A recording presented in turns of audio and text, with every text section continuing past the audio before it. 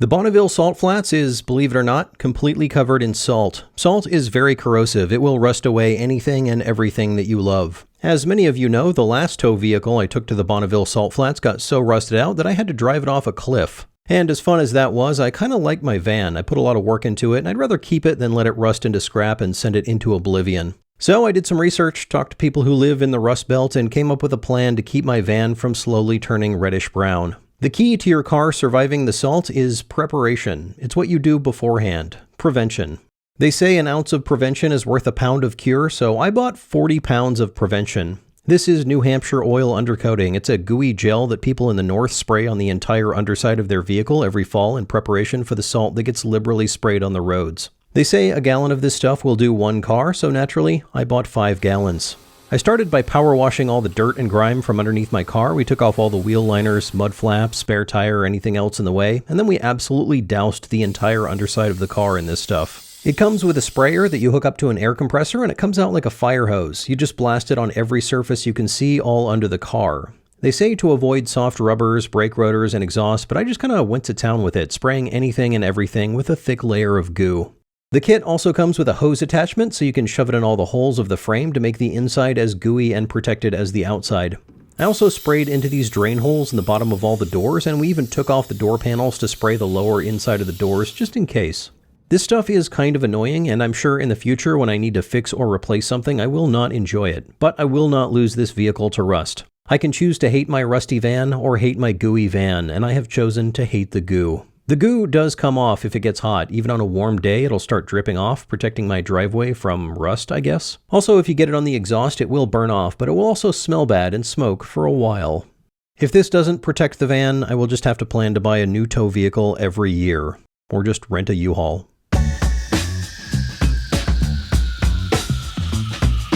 The trailer axles I bought made the whole thing ride pretty high. I'm using these axle-less suspension things. I wanted to try to lower it a bit, so I cut up an old axle I had and made drop axles that worked with the suspension. But we found out when trying to get the car out of the driveway that the tail of the land speed car was dragging on the ground. It's just so long behind the axle that any kind of ditch will make the car drag. So I got replacement axles and swapped those in, lifting the whole trailer by about 4 inches. So far, so good.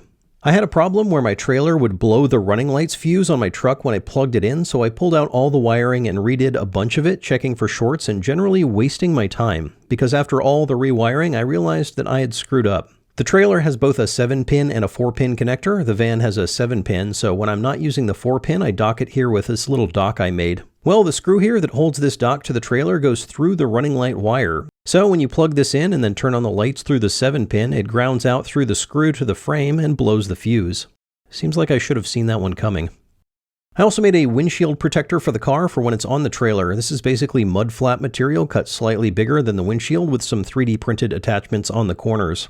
The front hooks onto the air duct for the driver, and the rear too will connect to a bungee cord that will wrap around the bottom of the car and that center bar that goes under the car while towing. To get the correct cutout for the rubber, I just shoved a Sharpie in my CNC router and ran a program that traced out the pattern, probably a little bit slower than I needed to go. Worked out pretty well, and now, while towing, my windshield will be protected and my car will look like it's really into hardcore bondage.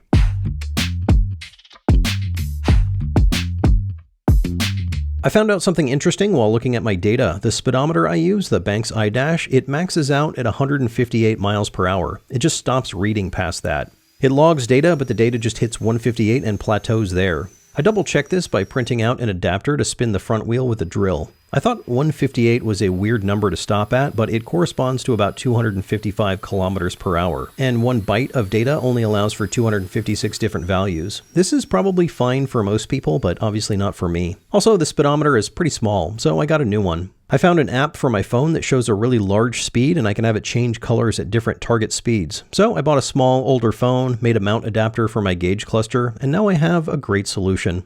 I also remembered that my top speed last time I went to Bonneville was 158 based on the maximum from the gauge. So I was probably going faster than that, and my top speed at Bonneville is currently ?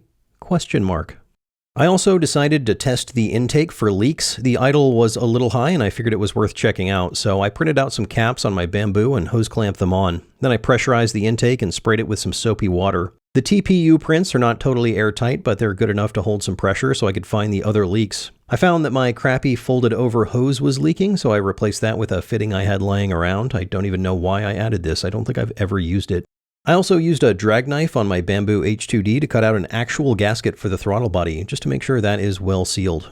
We fixed the crappy brake fluid situation we had last time. I got 2 new reservoirs, one for the brakes and one for the clutch, oriented so they won't let air into the system at level and when the handlebars are lifted up. I had also planned on scanning and 3D printing large mud flaps for the van to control the salts coming off the tires there, but I didn't get to that because I got distracted by a kind of serious issue that I will get into right now. Before hauling the car all the way across the western United States, it seemed prudent to make sure that everything was good to go, so we took it to Church. That is, of course, Church Auto Testing in Los Angeles. I took the car here 2 years ago to get its initial tune on the dyno, and they did a great job. So I came back to do some dyno runs to make sure everything is good to go. And everything was not good to go. At first, we couldn't get the car to even run on the dyno. Motorcycle engines are already tough to tune on a car dyno, but I added the problem of gearing it way high. So we had to swap out the gearing for something lower. This was easier than I expected, partly because we've done this 5 times already. I have 4 different size rear sprockets, so we just swapped in the biggest one, added a few links to the chain, and gave it another shot. And it still didn't work. So we swapped over to a different dyno. And that's when things started to really go wrong. We got one good pull in and everything looked good on the power curve, pretty much exactly the same as last time I was there. But there was more than a little steam coming out of my crankcase breather. We decided to go ahead with another pull, thinking maybe it was just some condensation burning off. Again, power looked great, but the steam was a lot worse. This is not good. There should be no water in the crankcase, and there was clearly a lot. Seemingly more and more as time went on. So we packed it up and took it home. Here's the weird thing. This engine has never been opened. Everything inside is totally stock, and the tune we put on it is pretty conservative. This is not a high-strung engine. The usual suspect for water in the oil is a blown head gasket, but that would be really odd. Still, I drained the oil when I got home. I shortened this oil pan a while back, and I couldn't think of a good way to add a drain plug, so I just didn't add one. So to drain the oil, you have to remove the oil pan. This wouldn't usually be a problem except for 2 things. One, I welded some bracing in the way of a few of the fasteners. This was fixed with the battery-powered problem solver. The other problem is that BMW uses aluminum bolts on the oil pan, and since I have the finesse of an angry gorilla, I stripped 2 of them and had to remove them with an easy out. But we did get the pan off, and the oil looked like oil. There is one surefire way to tell if there is water in your oil, and that is to take your nicest kitchen pan, heat it up to about 400 degrees, and pour your oil in there. If it does nothing, there is no water in it. If it does what my oil does, there is a lot of water in it. The next step was to check to see if there is oil in the coolant, and yeah, there was a lot. This is starting to sound a lot like a head gasket. So I pulled the head off. This day, 6 days before we leave for Bonneville, was supposed to be the day that I put the car back together, not take it further apart. But here we are. There were 2 very interesting things that I found inside the engine. The first one was a completely intact head gasket with no signs of leakage or damage. The second thing was noticeable damage inside cylinder number 2. Something steel made its way into this cylinder and banged around for a bit before being ejected out the exhaust. Most of it got ejected out of the exhaust. Some of it is still embedded into the head. This little bit right here, I can tell because it's magnetic. Looks like it might have been a small screw or something, though this indent kind of looks like a... you know what, never mind. Here's the weird thing. This doesn't really explain the oil in the coolant. It doesn't really explain the water in the oil either. Sometimes when you have piston blow-by, you'll get some smoke and steam coming out of the crankcase vent, but not as much as we had. And also, with that kind of blow-by, we would definitely be down on power, probably also with some awful noises. So yeah, this insane situation here has nothing to do with the problem that caused me to take the engine apart in the first place. This could have happened a long time ago, maybe even before I bought the engine. So I ordered a new head gasket and continued looking for the culprit. One of my friends asked me if I had an oil cooler that was cooled with engine coolant, and I do. This bike engine originally used an air oil cooler, but since I don't have any airflow inside the car, I changed it to an oil to coolant heat exchanger. Sure enough, there was a lot of oil in the water side and water in the oil side, but to see if this was the culprit, I submerged it in a tub of water and pressurized the oil side. And sure enough, air came out the coolant side. These 2 sides are supposed to be completely separate, and just about 5 psi was enough to push air through. So this is probably it. This cooler was made for a different vehicle, a Jaguar, and is apparently not up to the demands of a BMW motorcycle engine. This looks like a smoking gun. The oil pressure gets up to about 65 psi in the engine. The coolant is closer to 10, so the difference is over 10 times the pressure that I put in to make it bubble up. And when the engine is off, the oil pressure drops to 0 while the coolant stays around 10. So running the engine and turning it off a few times was enough to get oil in the coolant and coolant in the oil. By the way, shout out to New Pig. They sent me a bunch of absorbent mats and cleaning supplies a while back, and they all came in very handy this week. Excellent stuff. I ordered another heat exchanger, this one rated for double the temperature and 10 times the pressure it will ever see in my application. So if this is the cause of the oil and water mixing, I feel pretty confident that this will solve the problem. The piston damage, however, is a major concern. I did remove the intake before this dyno run, so it is possible that something got in just before the dyno and all this damage is new. And if it's new, it could get worse very quickly. There are two big problems with this. One is that the damage leaves a lot of sharp little points. These can become hot spots, causing the cylinder to ignite before the spark plug goes off. This could be bad, further damaging the cylinder to the point of failure. The second problem is that this part of the piston above the ring landing has been battered pretty badly. So this ledge could have already started to fatigue, and after some time at full load, this ledge could break off. Then I have a chunk of piston floating around in the cylinder and a compression ring that isn't compressing. Both of these problems can be solved by replacing the piston. We pulled the engine out of the car in preparation for this, only to find out that the nearest piston is in Germany and won't be here until after Speed Week. So the engine removal was unnecessary, but it did make it easier to clean out all the dirty oil, and to do the other solution to this problem, which is to carefully grind down all the little pointy bits.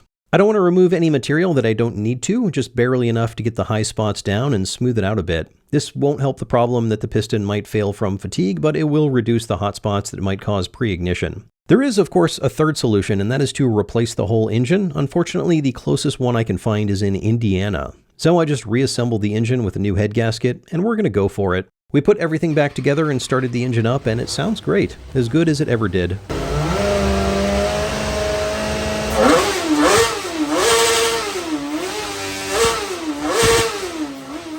Compression is down on cylinder number 2, and the leak down test is not great, but it is still doing its job. We don't know when the damage happened to the piston. If it happened a long time ago, before the previous runs, we can probably expect it to be fine for the immediate future at least. If the debris got in there the last time I took off the intake, the engine still made it through 2 full dyno runs, showing the exact same horsepower curve we saw 2 years ago. And that makes me think it might have happened more than 2 years ago, before the first dyno run. I may be just trying to convince myself that this is fine, or maybe it is fine. I don't think it's a safety issue. There will be an obvious drop in power if there's too much detonation or if the piston fails. I don't really want to be the guy who explodes engine parts all over the course and stops racing for an hour while it gets cleaned up, but I also think this is an unlikely failure mode. We will bring the bore scope and the compression tester and periodically check to make sure things are not getting worse. But there is a chance we will pack this thing up and take it all the way to the salt flats just to find out that we have no power on cylinder number 2. We already booked the hotels and paid the entry fee, so we are going to push our luck. Will we fail? Probably. Will it be YouTube content? Definitely. And don't judge. You want to see what happens just as much as I do.